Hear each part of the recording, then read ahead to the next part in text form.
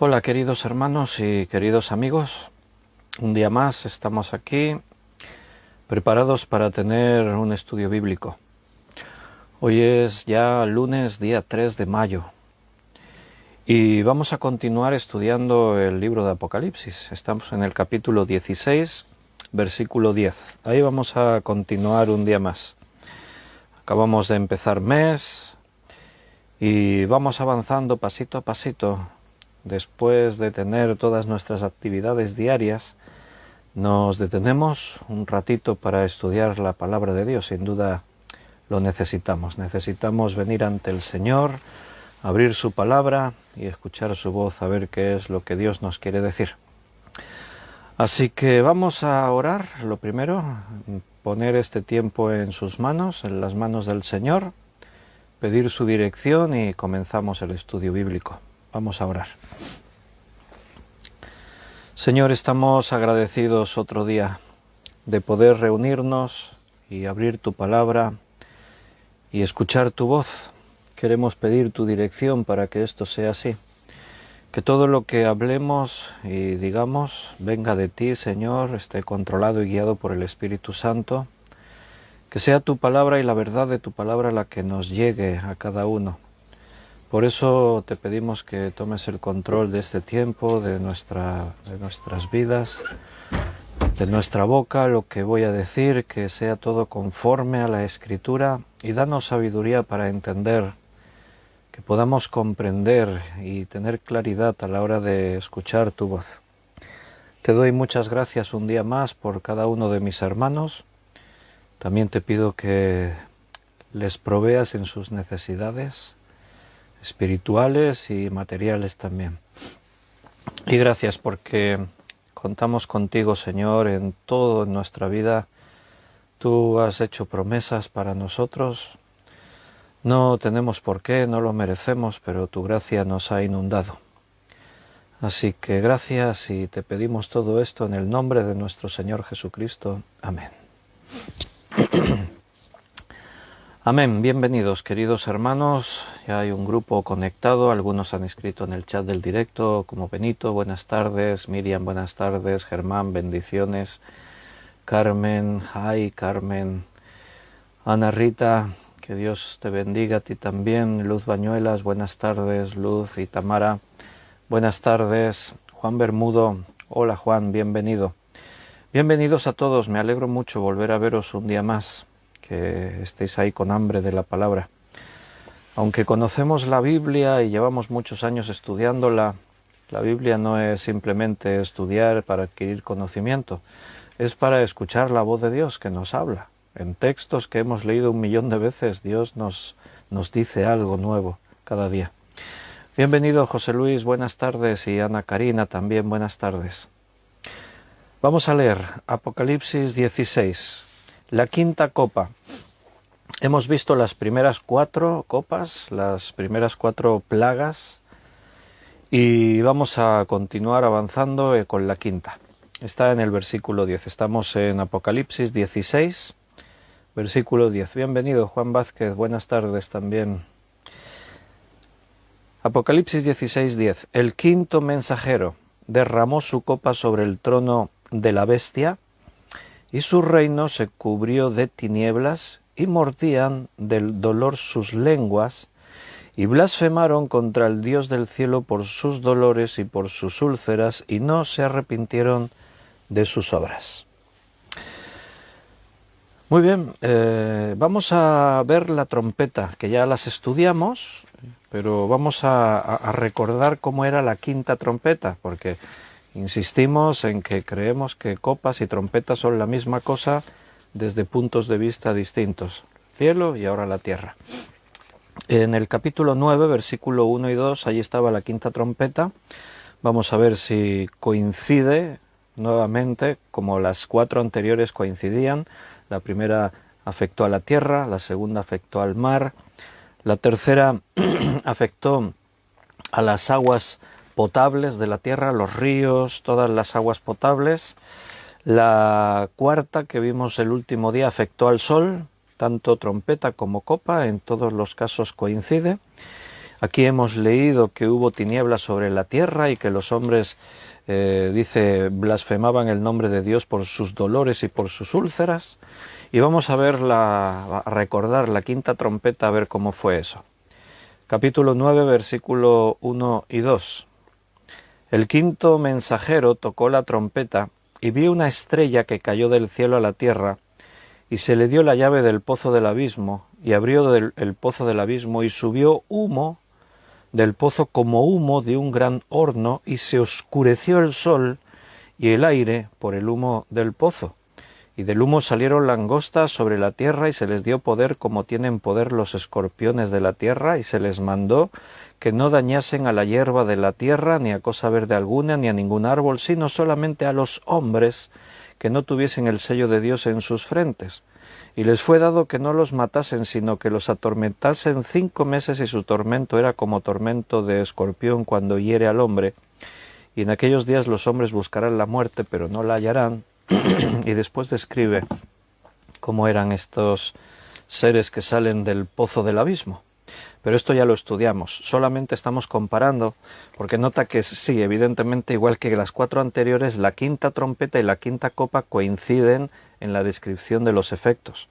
Allí hemos leído que la tierra se llenó de tinieblas, aquí que hemos leído que a consecuencia de que se abrió el pozo del abismo subió humo, y ese humo llenó, como de un gran horno, llenó la tierra, se oscureció el sol.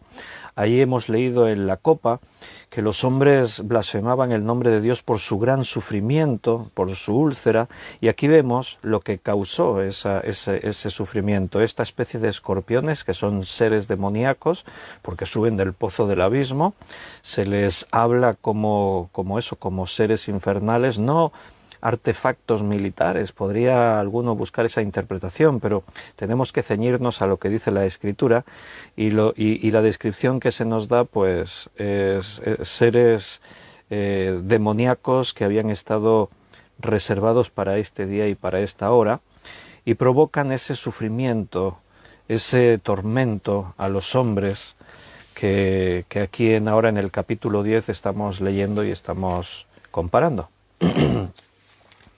¿Te acuerdas las plagas de Egipto, que también hubo una plaga que nos recuerda a esto? En Éxodo capítulo 10, versículo 21 al 23, vamos a verlo un momentito. Dijimos que estas postreras plagas nos recuerdan algunas de las plagas de Egipto. No tienen el mismo orden, no coinciden en todo, pero sí que es curioso que muchas de ellas tenían que ver con algo que también pasó en Egipto. En este caso, en el capítulo 10 de Éxodo, versículo 21 al 23, dice: Jehová dijo a Moisés: extiende tu mano hacia el cielo para que haya tinieblas sobre la tierra de Egipto, tanto que cualquiera las palpe. Y extendió Moisés su mano hacia el cielo, y hubo densas tinieblas sobre toda la tierra de Egipto por 3 días.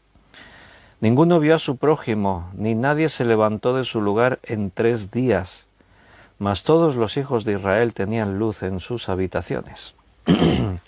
También en Egipto hubo densas tinieblas, de tal manera que los hombres no podían hacer absolutamente nada. Dice, en 3 días no se movieron de donde estaban, no se veía nada, no podían iluminar, encendían el fuego, los candiles, las lámparas, no alumbraban. Estaba totalmente lleno de tinieblas densas que casi se podían palpar, dice, tremendo, ¿no? Bien, aquí la copa, vuelvo a estar en Apocalipsis 16, 10 y 11, nota lo que hemos visto anteriormente en otras de estas plagas, y es que esta afecta principalmente al reino de Satanás, directamente al reino de Satanás, todos los que adoran y siguen al reino de Satanás. Y parece también que esta plaga acentúa el sufrimiento de las otras plagas. Dios está sometiendo bajo su ira, su juicio, a Satanás y su reino, como dijimos, para limitarlo por el daño que está haciendo a los que han creído en Dios, los que tienen el sello de Dios en sus frentes. Estas plagas vienen, y uno de los propósitos es buscar alivio para aquellos que han creído en este tiempo en el mundo y ahora creen en Dios como su Salvador, viven en el mundo, no se fueron en el arrebatamiento, pero han creído en Dios y han sido sellados con el sello de Dios, por lo tanto son salvos. Y también irán al cielo, pero más adelante. Vimos que los que habían ido muertos como mártires ya estaban delante del trono, esperando ese día de la venganza, del juicio, de la justicia, que la justicia se cumpla. Y en el versículo 11, pues también el otro día estuvimos mencionándolo, porque en el versículo 9, con la cuarta plaga, la que afectó al sol, que dice quemó a los hombres, dice que los hombres blasfemaron el nombre de Dios y no se arrepintieron. Y aquí, en esta quinta plaga, vemos que vuelven otra vez a lo mismo, y blasfemaron contra el Dios del cielo por sus dolores y por sus úlceras, y no se arrepintieron de sus obras. Es más fácil blasfemar contra Dios y culparle a Él del sufrimiento que arrepentirse. Seguramente no recuerdan, los moradores de la tierra que adoran a Satanás, no recuerdan que tuvieron oportunidad de creer y recibir la salvación. Dios les dio tiempo. Dios insistió, aún en estos últimos tiempos, envió a sus mensajeros y desde el cielo predicaron el Evangelio eterno, advirtieron a los moradores de la tierra de lo que vendría, y los hombres escucharon las advertencias, escucharon la palabra, pero la rechazaron, y ahora están sufriendo las consecuencias. Y dice, y no se arrepintieron, no, ni siquiera ahora, al contrario, culpan a Dios. Es que Dios, mira lo que nos está haciendo, al Dios del cielo. Y aún se aferran más al anticristo, a la bestia, a Satanás, porque ahora han tomado a Dios como el culpable de sus sufrimientos. Mira, si tú adviertes a alguien de que si hace algo va a tener consecuencias, y le adviertes una y mil veces, y esa persona lo hace, bueno, tú no eres el culpable, tú le advertiste, intentaste que no tuviese que pasar por eso, pero esta persona hizo oídos sordos y se metió en su maldición. Entonces, ahora no te pueden culpar. Eso es lo que Dios ha hecho a través de las generaciones, a través de los siglos, a través de su pueblo, ahora a través de la Iglesia. El Evangelio sigue corriendo por el mundo. Nosotros le hablamos a las personas. Ahora tenemos herramientas que antes no teníamos. Podemos llegar a mucha más gente a través de estos medios de Internet. Es bueno que compartas el testimonio con otros. Es bueno que compartas enlaces donde predicamos la palabra, el Evangelio, con personas. Decir, oye, mírate este vídeo. A lo largo de tantos estudios que hemos dado, hay algunos muy apropiados para compartir con otras personas en los que hablamos de la salvación, lo que significa creer en Cristo, todo eso. Predicar el Evangelio es nuestra misión. Pero muchas personas rechazan. Les predicamos a muchos. Y hoy más que nunca. Pero las personas hacen oídos sordos, rechazan y a veces hasta se ríen, se burlan, te insultan. No podemos hacer nada más. Dios ha hecho a los seres humanos libres. Y el ser humano tiene que decidir en qué cree. Tenemos la potestad de escoger el camino por el que queremos andar. Nosotros que estamos aquí esta noche hemos escogido estar aquí esta noche. Nadie nos obligó, espero que no. Es una decisión voluntaria. Así llegamos a Cristo un día, voluntariamente. Pero Dios advierte para que nadie después diga. Aquí los hombres de la tierra que adoran a la bestia le culpan a Dios y lo maldicen. Bueno, es como que se van añadiendo sufrimientos en cada plaga y van sumando con los sufrimientos de las plagas anteriores. Claro, el mundo va a estar sometido a toda esta tribulación tremenda que va a ir mermando la población, va a ir causando un desgaste en las personas que van a atravesar por todo este sufrimiento, especialmente pues los que son del anticristo, de Satanás, de la bestia. Vamos a leer el versículo 12 hasta el 16. Ahí está la sexta copa. El sexto mensajero derramó su copa sobre el gran río Éufrates, y el agua de éste se secó para que estuviese preparado el camino a los reyes del oriente. Y vi salir de la boca del dragón, y de la boca de la bestia, y de la boca del falso profeta, 3 espíritus inmundos a manera de ranas, pues son espíritus de demonios que hacen señales y van a los reyes de la tierra en todo el mundo para reunirlos a la batalla de aquel gran día del Dios Todopoderoso. He aquí yo vengo como ladrón, bienaventurado el que vela y guarda sus ropas para que no ande desnudo y vean su vergüenza. Y los reunió en el lugar en el que en hebreo se llama Armagedón. Muy bien, es una palabra Armagedón que todos han escuchado alguna vez y muchos saben pues de qué va. Armagedón tiene que ver con una batalla, ¿no? Una batalla final entre el bien y el mal, entre las fuerzas de Dios y las fuerzas del anticristo, de Satanás. Y esta es la sexta plaga. Vamos a recordar cómo lo vimos con la sexta trompeta. Ahora lo hemos visto en la sexta copa. Cómo lo describió allí en el capítulo 9, versículo del 13 al 19. El sexto mensajero tocó la trompeta y oí una voz de entre los 4 cuernos del altar de oro que estaba delante de Dios, diciendo al sexto ángel que tenía la trompeta: desata a los 4 ángeles que están atados junto al gran río Éufrates.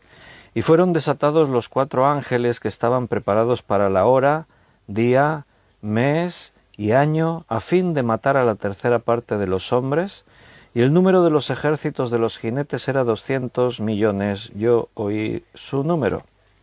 Así vi en visión a los caballos y a los jinetes, los cuales tenían corazas de fuego, de zafiro y de azufre, y las cabezas de los caballos eran como cabezas de leones, y de su boca salía fuego, humo y azufre.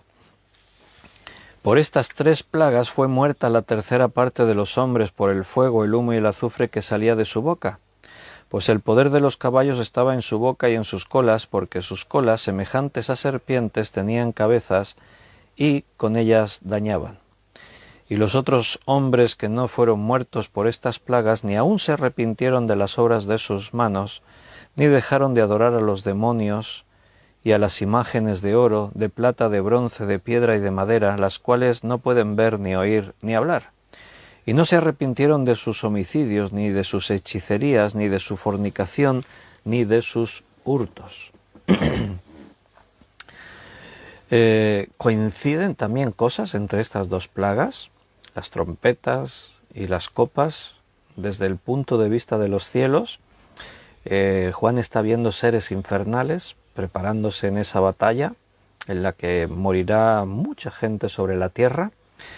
Coinciden cosas como que estos salen del río Éufrates, y te diste cuenta aquí en la sexta copa que también se menciona, y el sexto ángel derramó su copa sobre el gran río Éufrates. Vuelve a coincidir una serie de elementos, de detalles. Aquí en el versículo 12 dice que es para que estuviese preparado el camino a los reyes del oriente. Preparar el camino, porque estos reyes, estos seres, estaban preparados, reservados para este día y esta hora. Dios tiene un plan y Dios prepara las cosas con cuidado. Nada ocurre al azar, ni Dios improvisa. Dios siempre lo tiene todo muy bien preparado. Cuando Cristo vino a este mundo, su venida estuvo preparada. La Biblia menciona que Dios había preparado el camino de Cristo para venir a la tierra. Por ejemplo, en Isaías 40, versículo 3.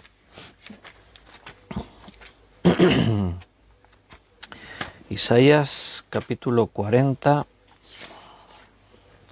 versículo 3. Voz que clama en el desierto, preparad camino a Jehová, enderezad calzada en la soledad a nuestro Dios. Preparad camino a Jehová. El camino de Cristo estuvo preparado. Todo estuvo medido, el tiempo, el momento, las personas implicadas. En Mateo capítulo 3, versículo 3, dice: pues este es aquel de quien habló el profeta Isaías, cuando dijo: voz que clama en el desierto, preparad el camino al Señor, enderezad sus sendas. Está hablando de Juan el Bautista. Y dice: este es de quien habló ese versículo que acabamos de leer en Isaías 40, versículo 3. Bueno, pues Dios envió a Juan para preparar los últimos detalles de los días en los que Jesús iba a aparecer con su ministerio público. Todo estaba preparado, todo estaba medido. En Lucas capítulo 1, versículo 76, Lucas 1:76 dice: y tú, niño, profeta del Altísimo, serás llamado, porque irás delante de la presencia del Señor para preparar sus caminos. Esa es la profecía de Zacarías sobre el nacimiento de Juan el Bautista, como el que prepararía el camino para el Señor, para Jesús. Del oriente es de donde vienen esos reyes, el camino de los reyes del oriente, de ahí vienen. La gloria de Cristo, es curioso que en algunos lugares se menciona que la gloria de Cristo viene del oriente. No, en la Biblia no hay casualidades, todo tiene una relación. Mira, para que veas algún ejemplo, en Mateo 24, versículo 27, Mateo 24, 27 dice: porque como el relámpago que sale del oriente y se muestra hasta el occidente, así será también la venida del Hijo del Hombre. ¿De dónde se verá la venida del oriente? Ahora se prepara el camino a los reyes que vienen del oriente. Estamos hablando de puntos cardinales: oriente, occidente, y es interesante que la Biblia pues mencione en más de un sitio estos detalles. Si fuera solo en un lugar, pues bueno, diríamos, bueno, no tiene mucha... Pero cuando la Biblia se toma las molestias para que en diferentes lugares aparecen esos detalles, la Biblia es un libro realmente impresionante, riquísimo, porque nos da esas pequeñas referencias, esos pequeños detalles. En la profecía se cumplieron muchas cosas que tenían que ver con cosas que podían pasar inadvertidas, pero que la Biblia mencionó esas cositas que pasarían y pasaron. En Ezequiel capítulo 43, versículo 3, vamos a leerlo también, Ezequiel 43, 2. 43, 2. Y he aquí la gloria de Dios, del Dios de Israel, que venía del oriente, y su sonido era como el sonido de muchas aguas, y la tierra resplandecía a causa de su gloria. Bueno, pues ahí está también explicado en este versículo que la gloria del Señor venía del oriente. Siempre esa referencia al oriente. Es curioso, es interesante, ¿no? ¿De dónde vinieron los magos que tuvieron la revelación de que de la fecha en la que nacería el Mesías y el lugar geográfico donde nacería? ¿De dónde vinieron? Del oriente. Por eso popularmente se les conoce como los Reyes Magos del Oriente.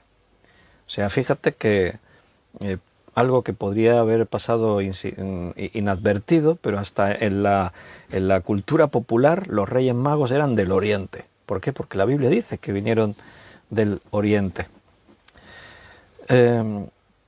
Y bueno, ¿cómo se llamaban los magos que vinieron del Oriente? La Biblia dice magos del Oriente. En la cultura popular apareció la expresión Reyes Magos, e incluso se nos dieron esos nombres, Melchor, Gaspar y Baltasar. Pero eso no aparece en la Biblia. Se supone que eran 3 por los presentes, porque trajeron oro, incienso y mirra. Entonces se entiende cada mago, reyes en la cultura popular, cada mago de Oriente trajo un regalo, debían ser 3, puede ser. Pero no es concluyente, la Biblia no nos da el nombre exacto. El nombre de los países que designan estos reyes que ahora salen en Apocalipsis, o de donde venían los magos del Oriente, esos países que hoy conocemos hoy podríamos decir en lugar del Oriente, pues referirnos a países concretos, pero en los tiempos en los que se escribe la Biblia, no conocemos los nombres de estos países. No existían en los tiempos bíblicos, eran desconocidos. El mundo conocido de los tiempos de la Biblia era lo que los imperios habían controlado. El imperio griego y el imperio romano son los que nos sitúan en las escenas bíblicas.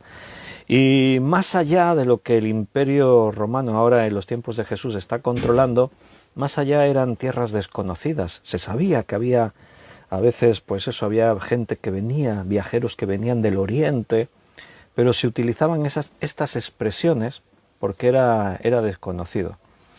Entonces, bueno, se dan algunas ubicaciones para ubicar de una forma general a estos países. Podríamos tratar de pensar de dónde vinieron o de dónde vendrán, cuando ahora aquí en Apocalipsis está hablando de los reyes que vendrán del Oriente, ¿no?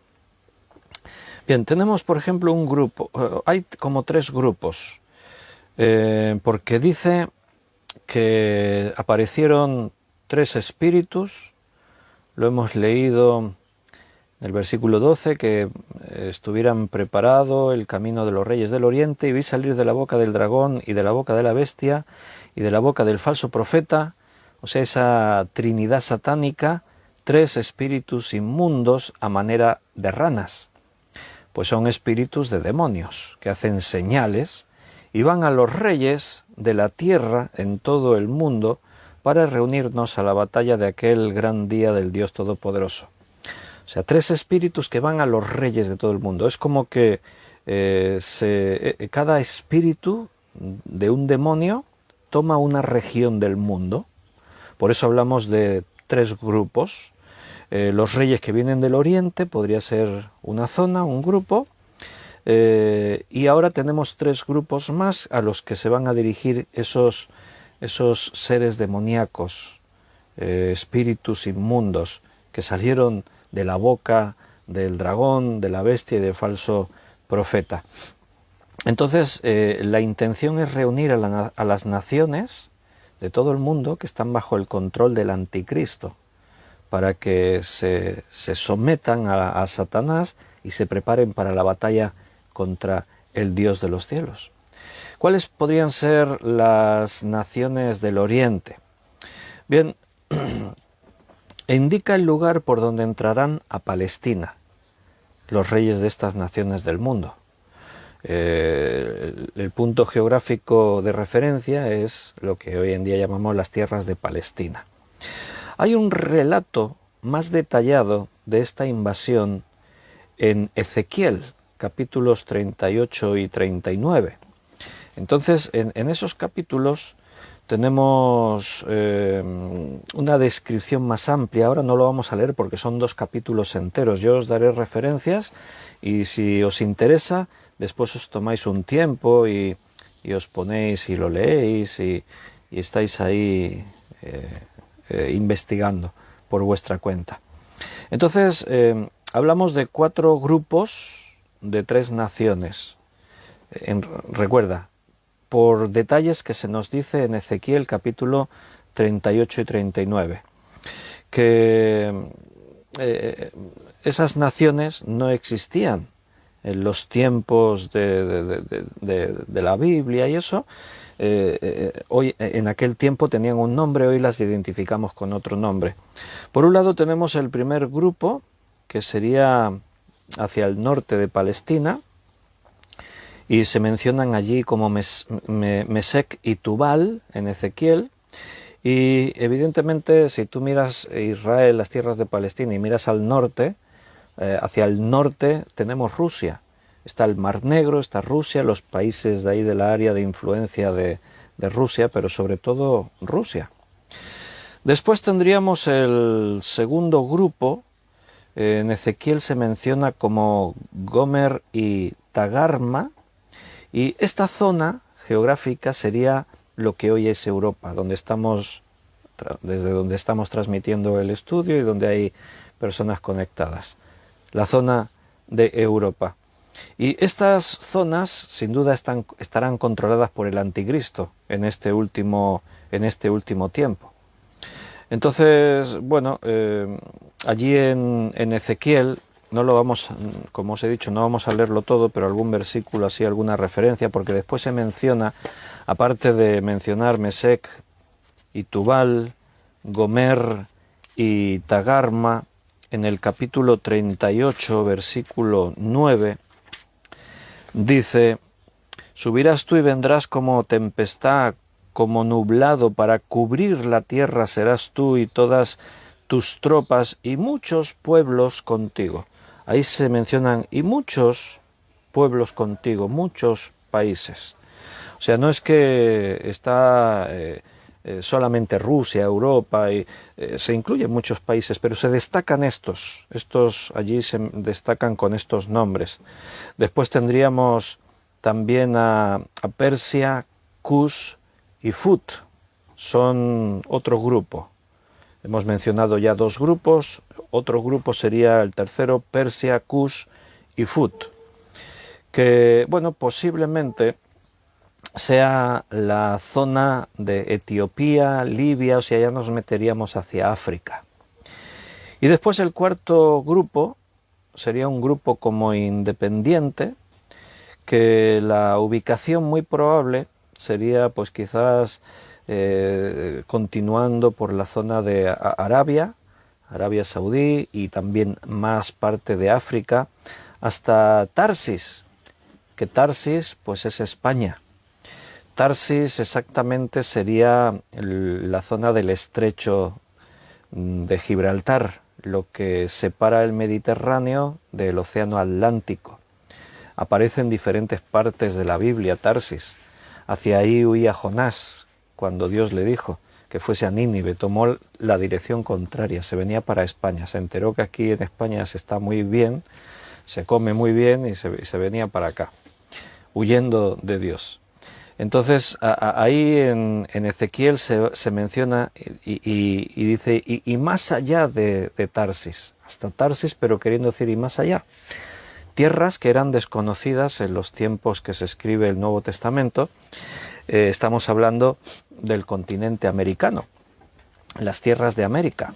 En la Biblia no se menciona en ningún sitio porque eran desconocidas. La zona del oriente, lo que era China, la India, estos lugares, sí se sabía que estaban ahí. Mongolia, o sea, todo lo que era más hacia esta parte, que es lo que incluiríamos como los reyes del oriente, que vienen de por ahí, ¿no?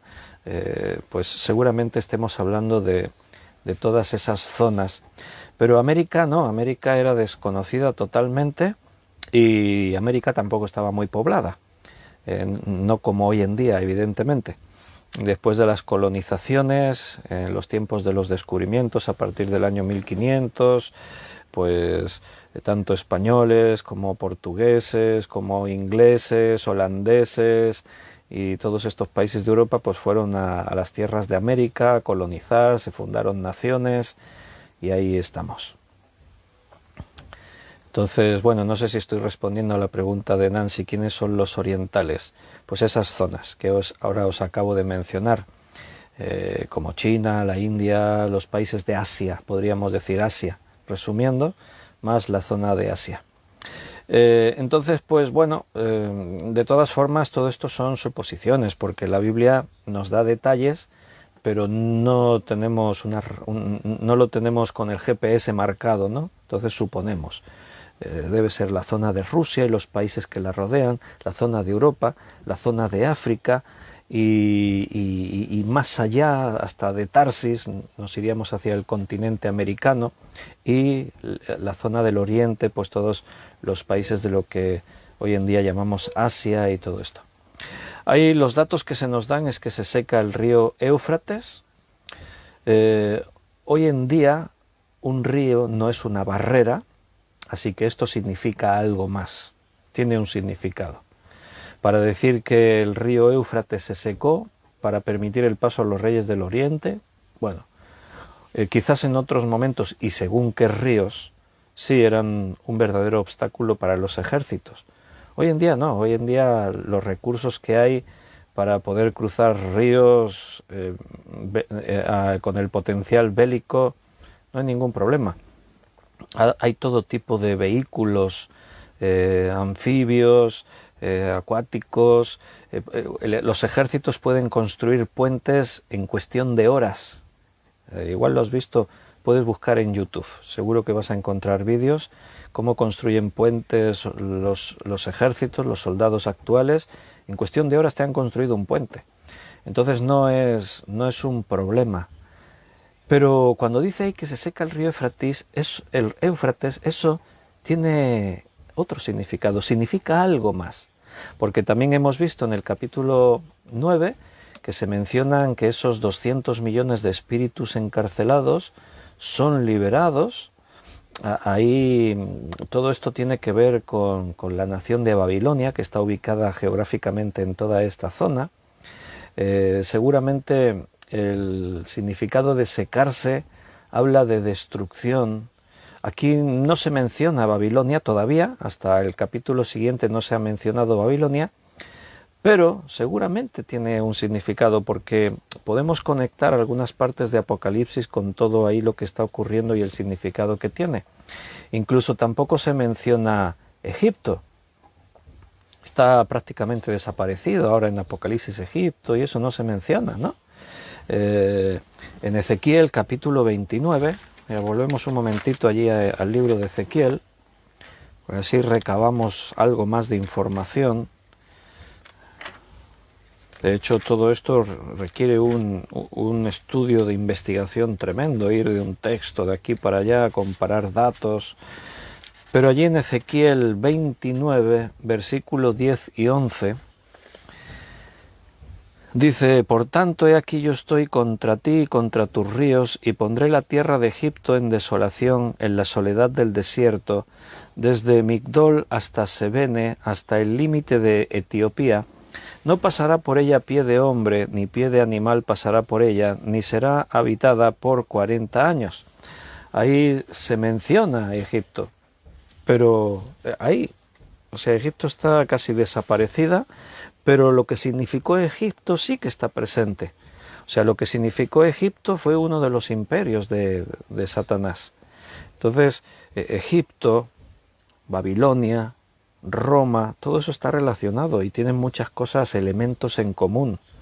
Todo está ahí, de una u otra forma, todo está ahí unido, ¿no?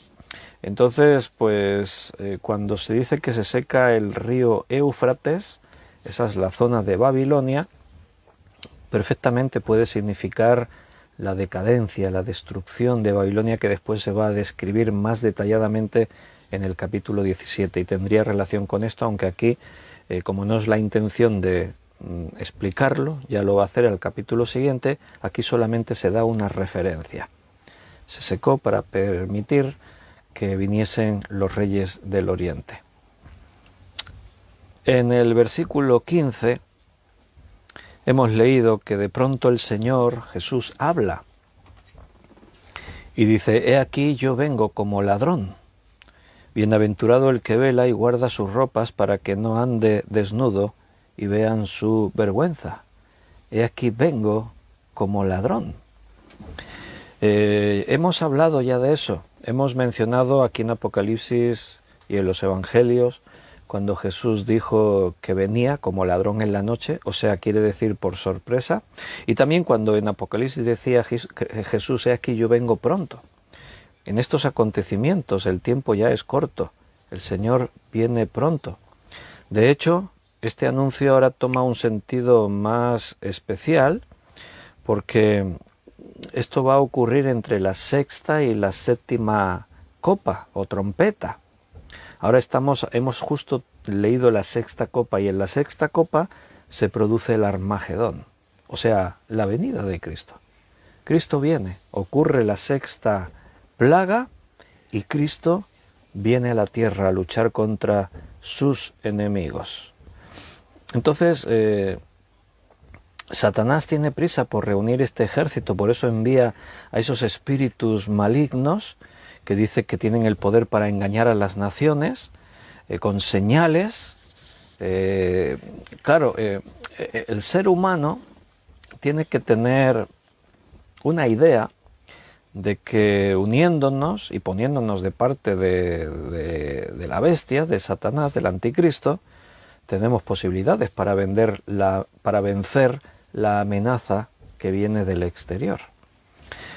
Una idea que se ha visto muchas veces en películas de Hollywood, una idea que se ha escrito en la literatura de ficción, pero que en este último tiempo seguro que va a tomar cuerpo, va a adquirir una forma, porque como la bestia, como el anticristo enfoca lo que está pasando en el mundo, ya hemos visto que los moradores de la tierra blasfeman contra el Dios del cielo, culpándole de todo el sufrimiento que les está viniendo.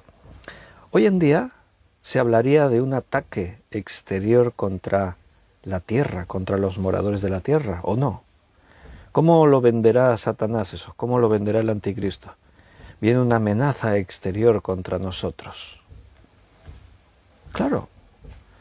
Y el mundo ya está sufriendo las consecuencias. Todas estas plagas, ¿de dónde vienen? De Dios. Los habitantes de la tierra lo reconocen. Por eso blasfeman contra el Dios del cielo. Y por eso se van a preparar todos para la batalla, para combatir al Dios del cielo que viene a la tierra. Interesante que en estos últimos tiempos, años, meses, tema ovni, tema extraterrestre, toma una visión distinta. Años atrás, el tema UFO, el tema ovni, era de unos pocos a los que se les consideraba un poquito raritos. No se daba mucha credibilidad a todo el tema ese de ovnis. El cine había dado una imagen un poco estrambótica de los hombrecillos verdes que venían del espacio y tal y no sé qué. Y era un tema que no se tomaba en serio. Aunque siempre ha creado expectación, siempre ha creado ese halo de misterio. ¿Estaremos solos en el universo? ¿Será que los extraterrestres nos están visitando? Pero en estos últimos tiempos, seguramente has visto muchas noticias en la prensa en los que se habla de archivos desclasificados de la NASA, en los que la NASA reconoce que han tenido encuentros en algunas ocasiones con objetos que se considera que vienen de fuera, no de nuestro mundo, objetos no identificados, y eso viene de fuentes oficiales. O sea, ahora ya no es uno que iba por el campo y vio una luz y tomó una foto y dijo que había visto no sé qué, o alguien que contó que me habían abducido y experimentaron conmigo y no sé qué pasó. No, estas nuevas noticias vienen de organismos serios, científicos, oficiales. Hay científicos que plantean que muy posiblemente existan extraterrestres. De hecho, siempre desde hace años ya hay todo un sistema de búsqueda inteligente en el espacio. Hay radares enormes que están destinados a buscar vida inteligente en el espacio. Y bueno, se habla de planetas. Este planeta está en una posición similar a la de la Tierra. Es uno de los planetas que posiblemente podrían albergar vida. Y existe todo ese mundo que ahora ya no es tanto de unos cuantos lunáticos, sino que ha tomado una forma como más científica, como hablando de otras cosas, desde otro punto de vista. Ya hemos mencionado alguna vez esta idea, porque evidentemente la realidad es que Satanás está reinando en la tierra, con los reyes de la tierra, y la amenaza, lo que nos está pasando, viene de fuera, del exterior. Una y otra vez, en Apocalipsis, Juan está diciendo, y vi que salió del trono, o sea, de los cielos, y vi que del cielo salió otro mensajero, y vi que del cielo cayó esto y que cayó lo otro. La amenaza para los terrícolas viene del exterior. ¿Cómo lo enfocará Satanás?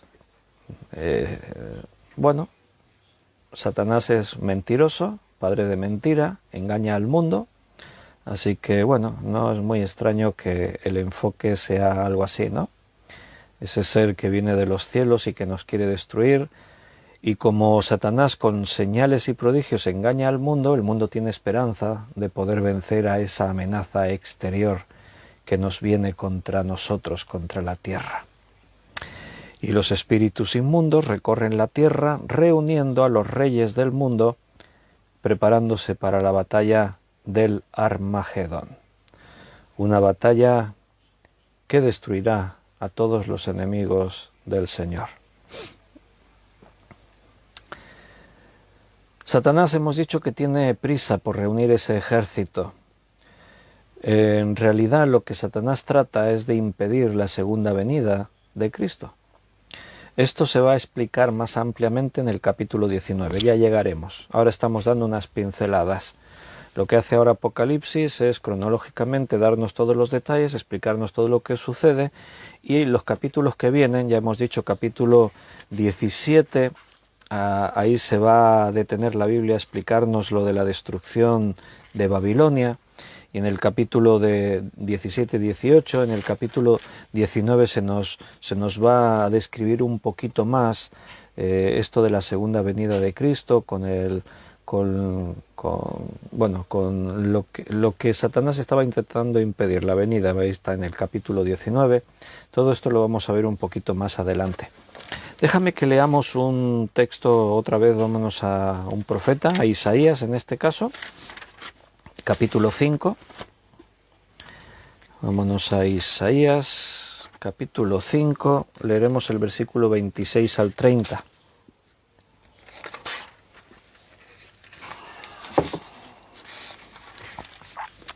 Isaías 5, 26 al 30. Alzará pendón a naciones lejanas y silbará al que está en el extremo de la tierra, y he aquí que vendrá pronto y velozmente.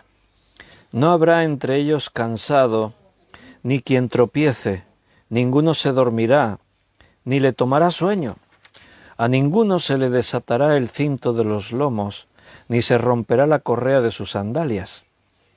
Sus saetas estarán afiladas y todos sus arcos entesados. Los cascos de sus caballos parecerán como de pedernal, y las ruedas de sus carros como torbellino. Su rugido será como de león, rugirá a manera de leoncillo, crujirá los dientes y arrebatará la presa. Se la llevará con seguridad y nadie se la quitará. Y bramará sobre él en aquel día como bramido del mar. Entonces mirará hacia la tierra, y aquí tinieblas de tribulación, y en sus cielos se oscurecerá la luz. Bueno, este texto profético está hablando de este día, de esa reunión de los ejércitos de los cielos para pelear contra la reunión de los ejércitos de la tierra. Es un suceso que la Biblia recoge en diferentes partes porque sin duda es un suceso importante, un acontecimiento con una trascendencia muy notable. En el versículo 16 de Apocalipsis 16 dice: y los reunió en el lugar en que en hebreo se llama Armagedón. Y los reunió. ¿Quién los reunió? Satanás, lo hemos leído anteriormente, enviando esos espíritus malignos para convencer a las naciones que llegó el momento, que tenemos que unirnos, en un lugar que se llama Armagedón. Geográficamente, ese lugar es donde está el monte Megido. Y en este lugar, que se conoce como Armagedón, o en algunos lugares de la Biblia aparece como el monte Megido, es un lugar de grandes batallas. Ahí han ocurrido grandes batallas a lo largo de la historia. ¿Queréis alguna referencia? Pues vámonos al libro de Jueces, capítulo 5, versículo 19. Libro de Jueces 5, 19.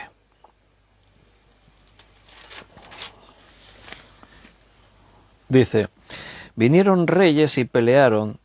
Entonces pelearon los reyes de Canaán en Taanac, junto a las aguas de Megido, mas no llevaron ganancia alguna de dinero.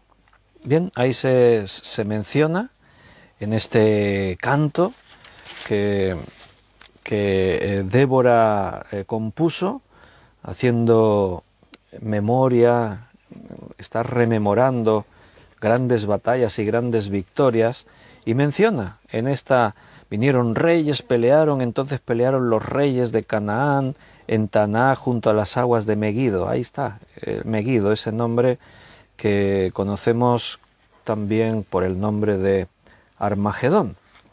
En Zacarías, capítulo 12, también se menciona. Vamos a verlo. Zacarías, capítulo 12, versículo 12, creo. A ver. Zacarías 12, 12.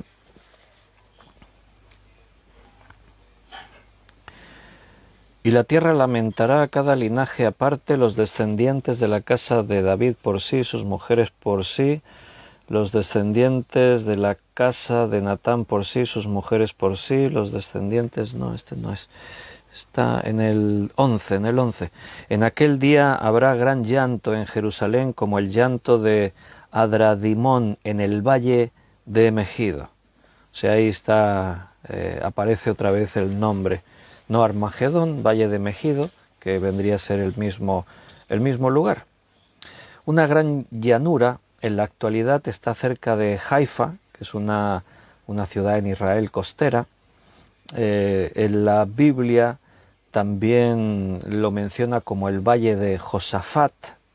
Josafat significaría el nombre juicio de Dios, y también en la escritura en algunos profetas aparece esta misma ubicación como el valle de Josafat, juicio de Dios. Tendría que ver con lo que ahí tiene que ocurrir en el tiempo. En el libro de Joel también podemos ver una referencia.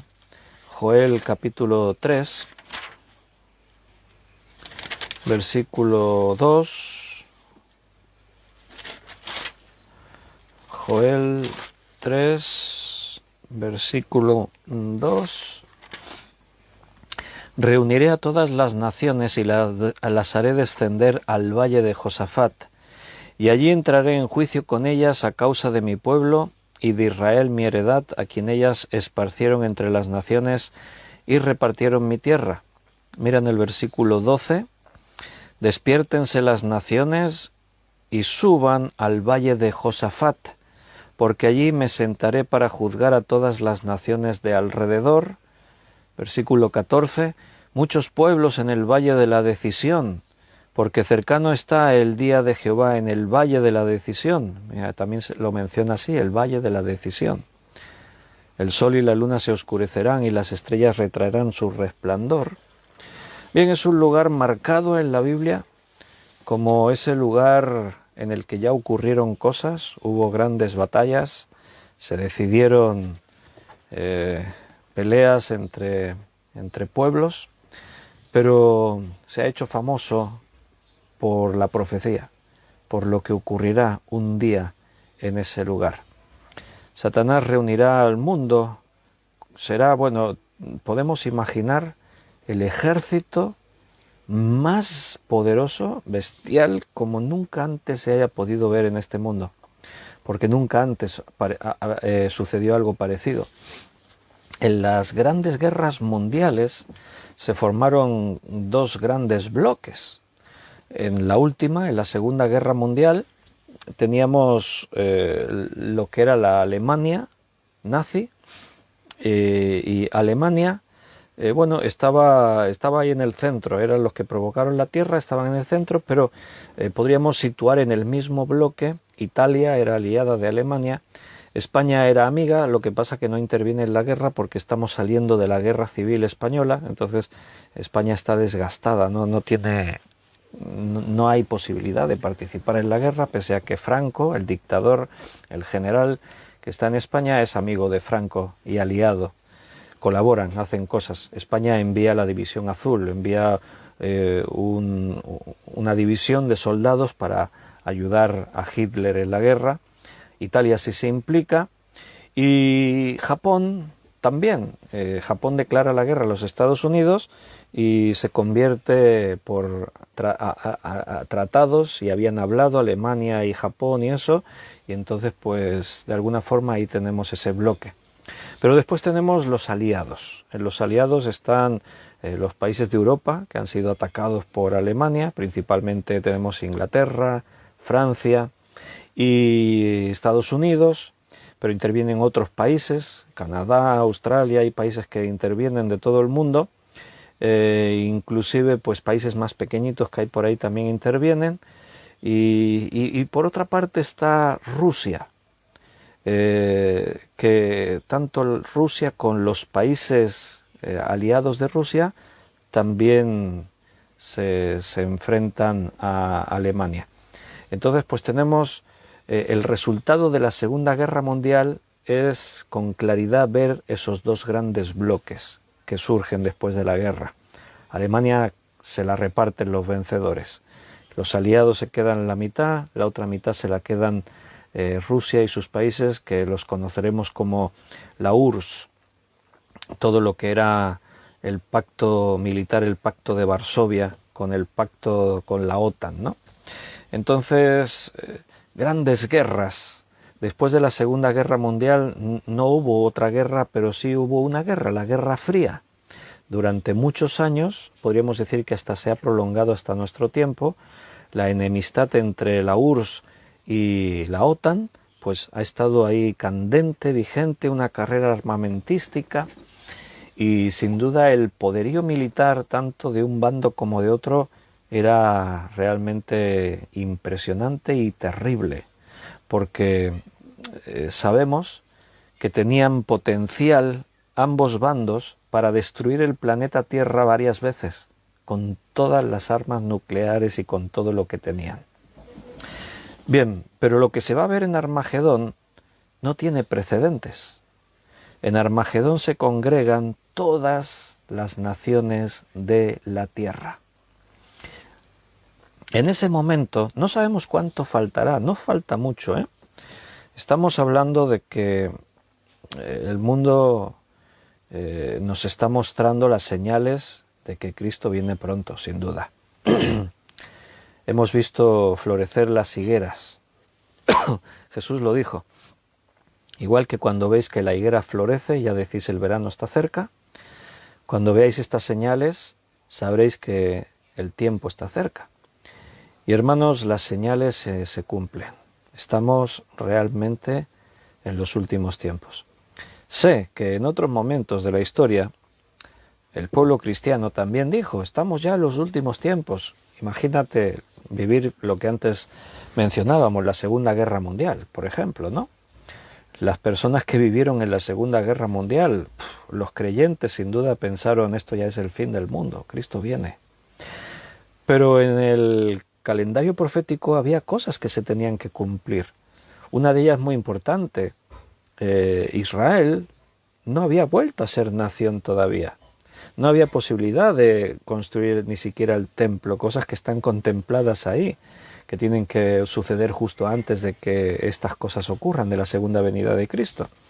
Y no fue hasta el año 1947, después de la guerra, que Israel fue reconocido por las Naciones Unidas, otra vez un Estado. Entonces, sí que es cierto que en otros momentos de la historia los cristianos han vivido situaciones muy extremas y difíciles, y desde esa perspectiva pensaron, el Señor ya viene pronto. Pero ahora intentamos ser más objetivos, porque no solamente por las circunstancias, ahora los cristianos estamos bien en estos países, pero si tú te vas a otros países del mundo, a Irán o a Sudán o a países de estos, allí los cristianos sufren. Desde su perspectiva, no sé cómo lo ven. Pero es que es analizando las señales, el panorama mundial, a nivel de decadencia, la política, los acontecimientos, los avances científicos, estamos en unos niveles realmente que no nos podemos imaginar que si la humanidad sigue 50 años más, lo que veremos. Porque es que los seres humanos están dando pasos de gigante, pero también peligrosos. en avances científicos de todo tipo. Se están hablando de... Ayer leía un artículo sobre inteligencia artificial y, bueno, he leído varios artículos estos días sobre inteligencia artificial y la verdad es que tienen previsto que en 3-4 años se dé un paso notable en cuanto a la inteligencia artificial.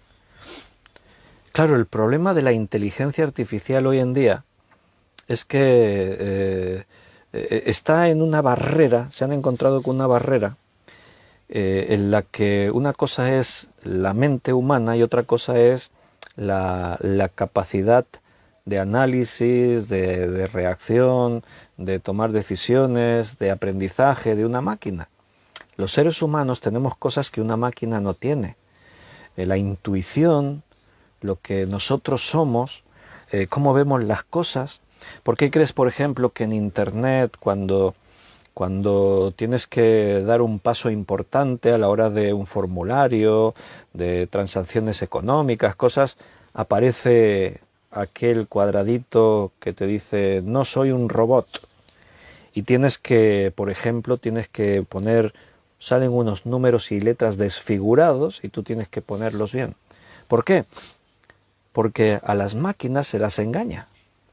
Pero tú no, tú ves ahí una letra totalmente retorcida, desfigurada, pero tu intuición te dice eso es una S, eso es una M.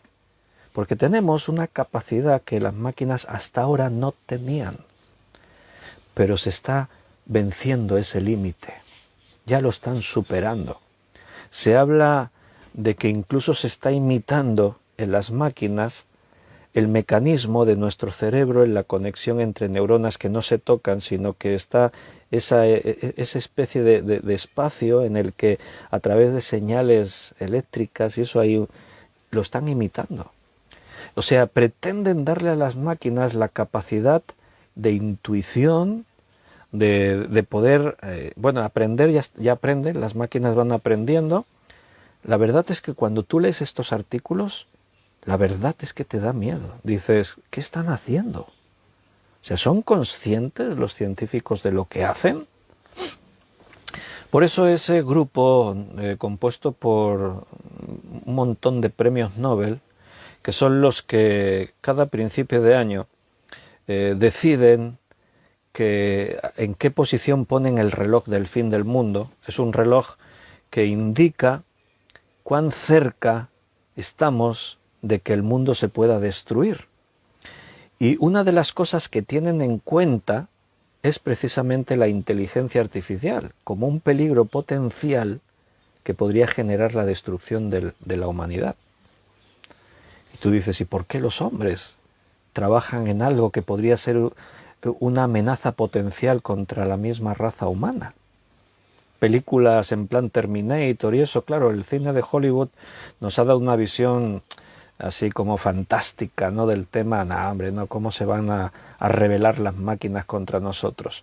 Yo Robot, Terminator, no sé qué, hay por ahí unas cuantas películas. Pero no, la verdad es que la realidad es que están trabajando y desarrollando todo eso, pese a que hay voces dentro del mismo mundo de la ciencia en los que se advierte que eso es muy peligroso. Es peligroso lo que se está haciendo. Por eso estos científicos pues ponen ese reloj ahora. Dice Beatriz, ¿dónde está ese reloj? Bueno, no es que esté en un lugar determinado, es un reloj simbólico. O sea, es que tú te imaginas un reloj y las 12 sería el fin del mundo. Si las dos manecillas del reloj se pusiesen en las 12, quiere decir que el mundo estaría siendo destruido. Entonces, cuanto más nos acercamos a las 12, quiere decir que más cerca del fin del mundo estamos. Y ahora creo que está a unos pocos minutos. Lo adelantaron, nunca antes en la historia había estado más cerca que ahora. ¿No te parece una paradoja? Que cuanto más la humanidad avanza y se desarrolla y crea invenciones sorprendentes, resulta que en lugar de vivir más seguros, vivimos más cerca de que el mundo se destruya. ¿Verdad que eso es una incongruencia, una paradoja, es un absurdo, pues esa es la realidad. Fíjate que la Biblia tiene razón, que en los postreros tiempos es cuando el mundo se terminará. O sea que la sabiduría humana y los avances humanos no garantizan prolongar la vida, que es lo que el hombre siempre ha buscado, ¿no? Una prolongación de la vida, cuanto más mejor, eterna, si puede ser. Pero eso no es así. Cada vez nos acercamos más y más al peligro de que el mundo sea destruido. Y sin duda va a tener que ver mucho de todo esto, inteligencia artificial, los avances en diferentes campos. Bueno, vivimos tiempos realmente tremendos. Quiero a ver si puedo organizar y hacer una miniserie de unos cuantos estudios, 4, 5, 6, no sé, hablando otra vez de estos últimos tiempos, porque es que como los avances van tan rápido, si hablamos de inteligencia artificial, todo esto, pues ahora me tendría que estar aquí casi otra hora explicando muchas de las cosas que cuando tú te enteras leyendo las noticias e investigas un poco, wow, realmente quedas alucinando, dices, uff, el hombre está tomando caminos muy peligrosos. Pero bueno, sabemos que tiene que ocurrir. Y sin duda la bestia, el anticristo, va a tener mucho que ver con todo esto y con esas investigaciones. Otra de las vías realmente impresionantes en las que se avanza es todo el mundo cuántico. La verdad es que es la física cuántica y la informática cuántica y todo esto están abriendo puertas que eran insospechadas hace nada, poquitos años. Y hoy en día se están planteando cosas que es que ni la ciencia ficción se había imaginado que podrían ser una realidad. Así que hay noticias ahí que a veces pueden pasar inadvertidas, pero que van a tener que ver mucho en la resolución de todo lo que Apocalipsis nos está contando. De hecho, cuando oyes todas esas cosas, te viene a la mente partes de Apocalipsis y entiendes más, dices, vaya, sin duda lo que ahí decía la palabra de Dios va a tener que ver con esto, porque es muy evidente. Y nunca antes había ocurrido eso. O sea, era imposible. Hoy en día sí estamos en ese punto en el que estas cosas han tomado forma. Ahora estamos hablando de posibilidades que antes eran imposibles, hoy no. Hoy todo esto ya tomó forma. Y los avances que se están haciendo realmente nos dejan muy sorprendidos. Por eso hay que estar siempre atento de las noticias, hay que leer la prensa y enterarse de lo que anda pasando por ahí. Las revistas científicas nos hablan de cosas y son tantos los avances que quedamos desbordados. El Señor viene pronto, hermanos, y tenemos que estar listos, preparados. Recuerda que el arrebatamiento se producirá seguramente antes de que se desencadene todo este caos que Apocalipsis narra. Así que la desaparición de millones de cristianos en el mundo se podría producir en cualquier momento. No podemos vivir pensando de que, bueno, aún estaremos aquí en la tierra por lo menos 100 años, 200 años. Yo no pensaría así, ¿eh? Visto lo visto, y al ritmo que vamos, y a la velocidad que está ocurriendo todo, en cuanto a avances y también a degeneración, tanto del clima y los movimientos que se están haciendo en el mundo, a nivel del Vaticano, con estas naciones de otras religiones del mundo, el mundo musulmán y tal, en todos los campos, si nos detenemos viendo todos los campos, se están tomando posiciones y se están moviendo fichas como nunca antes había ocurrido. Es como que algo inminente está por ocurrir, y sin duda es así. Queridos hermanos, lo vamos a dejar aquí por hoy, porque hemos llegado al final de esta sexta copa. Solo nos queda la séptima, que está aquí en el capítulo 17, y conectaremos pues con toda esa narración de la destrucción de Babilonia y todo lo que viene a continuación. Tenemos que estar preparados. y listos, y predicar el Evangelio a toda criatura, porque aún es tiempo de salvación. Mañana es martes, así que a las 7:30 estaremos en nuestro local de reuniones aquí. Si estáis cerca y queréis venir, estáis invitados. Y los que no podéis, pues a las 8 retransmitiremos el estudio en directo por Facebook, como siempre. Mañana, como todos los martes, volveremos al libro de Hechos. Pienso que está siendo de mucha bendición. Estamos aprendiendo y viendo ese comienzo de la Iglesia con grandes enseñanzas, y seguro que mañana el Espíritu Santo tiene cosas buenas y nuevas para nosotros. Así que nos emplazamos para mañana. Si Dios nos lo permite, nos volveremos a ver. Que tengáis también vosotros una buena noche, que Dios también os bendiga a cada uno, y si Dios quiere, nos vemos mañana y seguimos dando otro pasito más en escuchar su voz y recibir el alimento espiritual. Un fortísimo abrazo a cada uno. Hasta mañana, si Dios quiere.